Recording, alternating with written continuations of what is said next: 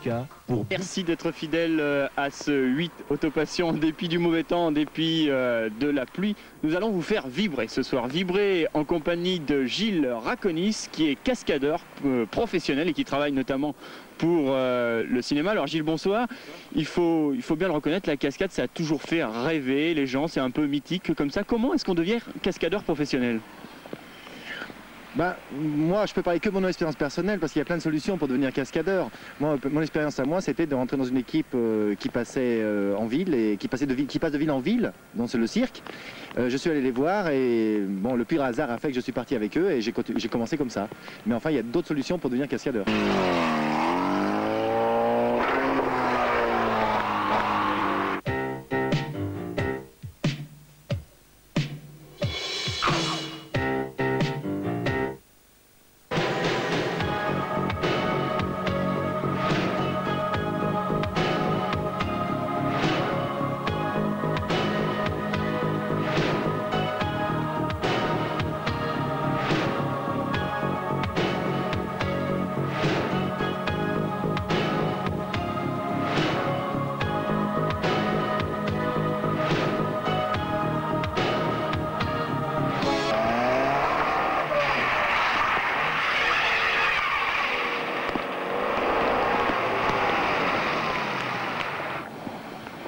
Gilles, une question que les gens se posent souvent. Est-ce que les voitures que vous utilisez, les cascadeurs, vous les cascadeurs, sont des voitures préparées?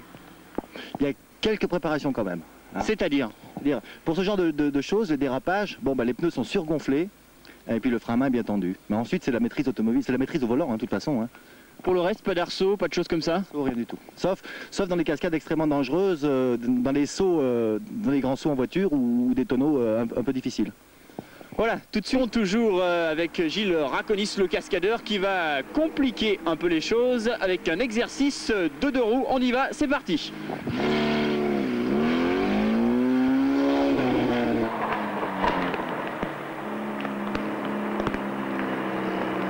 Gilles, quel est le truc comme ça pour se mettre sur deux roues? C'est de l'entraînement, uniquement d'entraînement, c'est de la maîtrise, c'est au volant uniquement. Hein. Bon, on bloque le différentiel pour que la voiture puisse avancer sur deux roues, mais ensuite, bon, bah, c'est de l'entraînement, puis ensuite on arrive à faire des choses pas mal. On conseille pas trop quand même aux gens d'essayer? Non, je crois pas, vaut mieux pas essayer, ou alors vouloir faire ce métier uniquement. Voilà, on passe maintenant à notre séquence tuyau.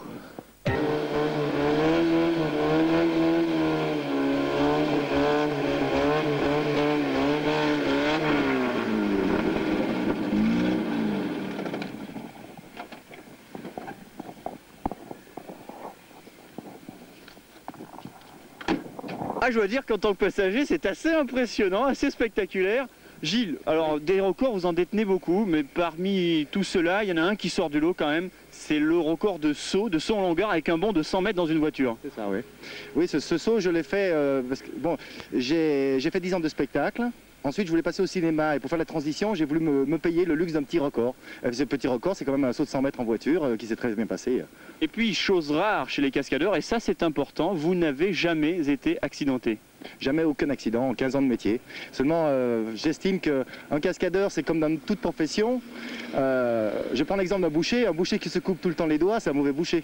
Un cascadeur qui se blesse tout le temps, c'est un mauvais cascadeur. Ça paraît logique. Voilà, tout de suite la revue de presse.